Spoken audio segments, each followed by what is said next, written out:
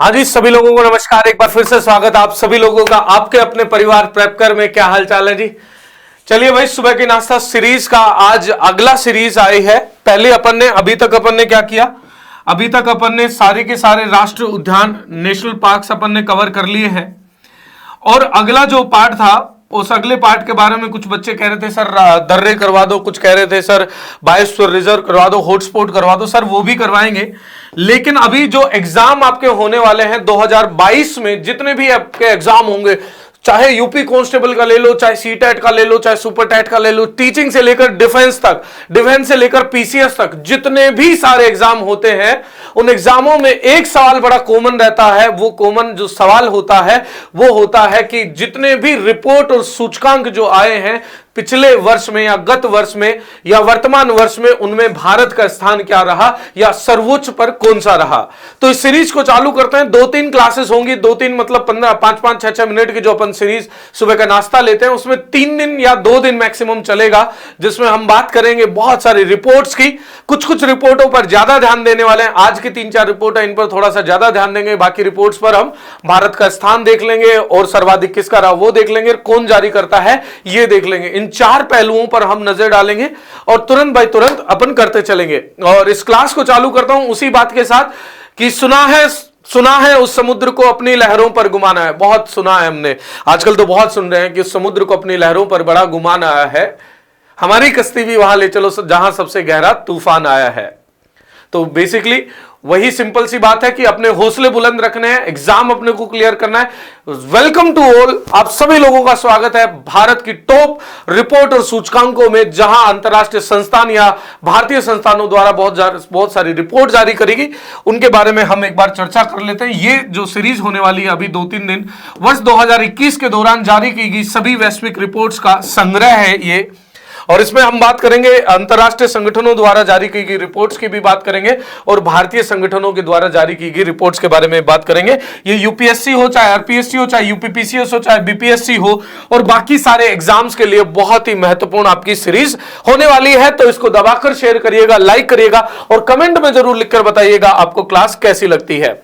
सबसे पहले देख लेते हैं स्वच्छता सर्वेक्षण, स्वच्छ सर्वेक्षण अभियान 2021 की।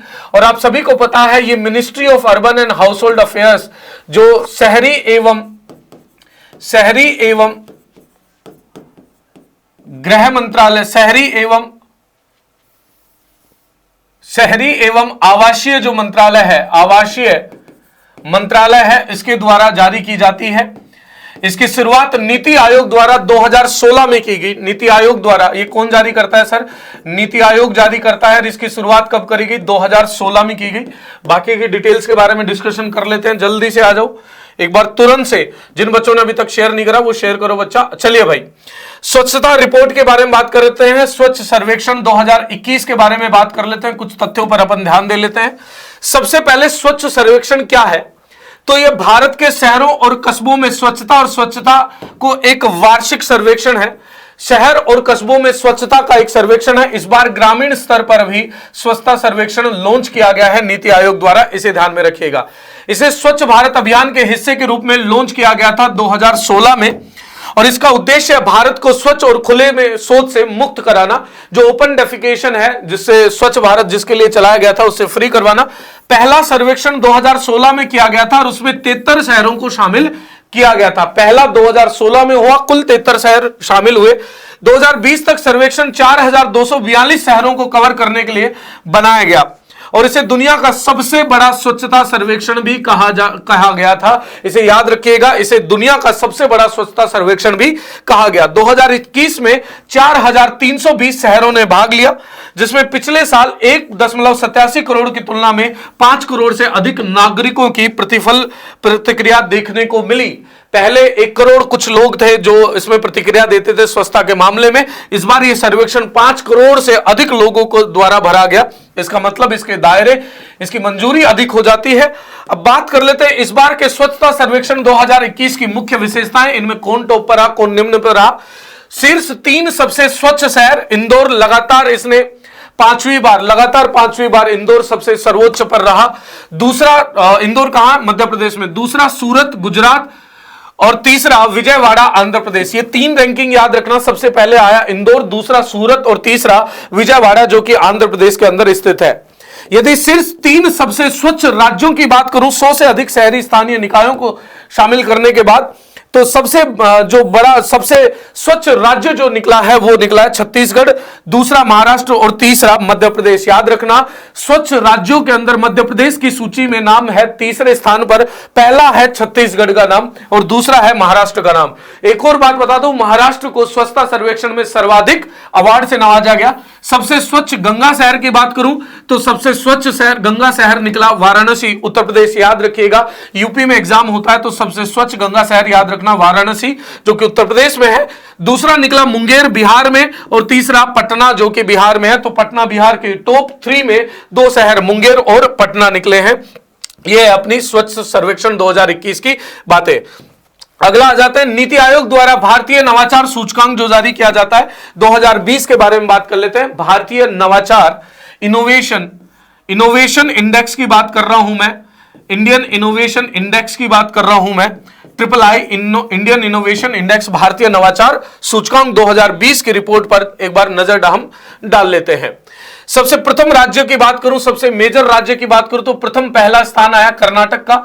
यह लगातार दूसरी बार हुआ है कि इनोवेशन इंडेक्स में नीति आयोग द्वारा जारी किए जाने वाले नवाचार सूचकांक में कर्नाटक का पहला स्थान, महाराष्ट्र का दूसरा और तमिलनाडु का तीसरा स्थान आया। सबसे पहला स्थान किसका आया? पहला स्थान कर्नाटक का, दूसरा स्थान महाराष्ट्र का और तीसरा स्थान तमिलनाडु का। पहला फिर से याद कर लो, कर्नाटक, महाराष्ट्र और केएमटी बाइक आती ना, उस तरीके से याद रख लो। केएमटी नवाचार में सबसे ऊपर आया केएमटी। यूनियन टेरिटरी की और बात करूं शहरों की तो सबसे इनोवेशन में आया है दिल्ली, सबसे नंबर 1 स्थान पर आया, दूसरा आया चंडीगढ़ और तीसरा आया दमन एंड दीव।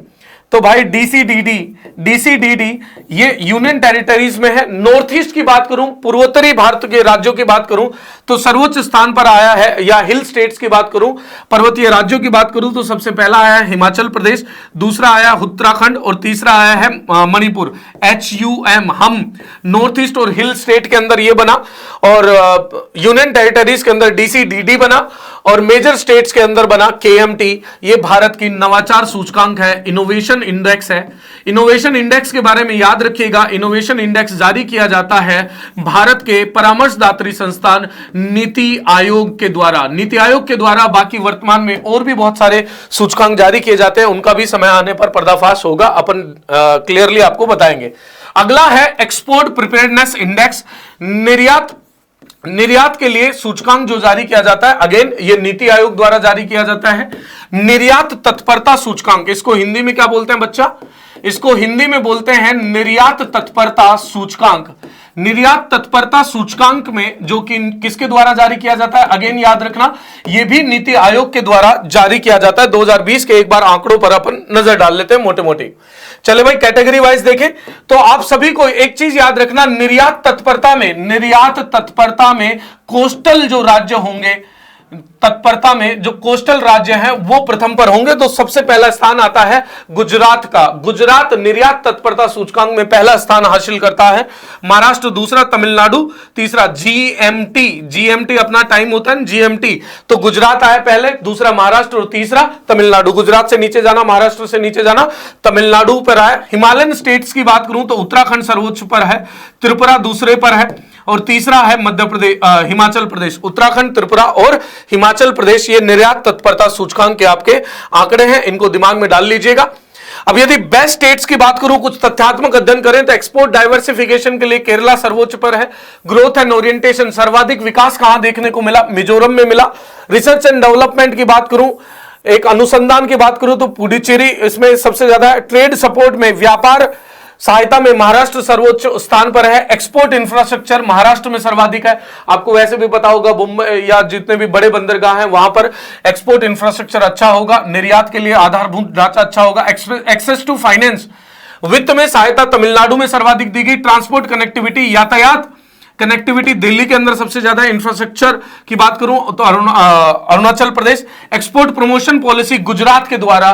निर्यात संवर्धन नीति में सर्वोच्च स्थान पर गुजरात रहा। इंस्टीट्यूशनल फ्रेमवर्क संस्थागत संवर्धन की बात करूं तो महाराष्ट्र। बिजनेस एनवायरमेंट व्यापारिक एनवायरमेंट की बात करूं तो गुजरात में सर्वोच्च पर रहा। ऐसी तमाम ये सारी चीजें आपको लगातार मिलते रहेंगे। इसी तरीके से अपना प्यार और दुलार दर्शाते रहिएगा हमारे आपके अपने परिवार प्रेपकर को। तो मिलते हैं। आज का थोड़ा सा नाश्ता कम रखते हैं, कल की क्लास में और भी लंबी क्लास होगी। 10-15 मिनट से ज्यादा बड़ा नहीं रखेंगे, 2-3 दिन में ये अपन खत्म कर देंगे अंतरराष्ट्रीय एवं राष्ट्रीय सूचकांकों रिपोर्ट में भारत की स्थिति। मिलते हैं आपको अगली क्लास में। इसी जोश जुनून को बनाए रखना और आगे की क्लासेस लगातार देखते रहना। मिलते हैं आपको अगली क्लास में, तब तक ले ध्यान रखें, ख्याल रखें। Bye bye. छोटों को प्यार कीजिए, बड़ों को सत्कार दीजिए। धन्यवाद। Bye bye. जय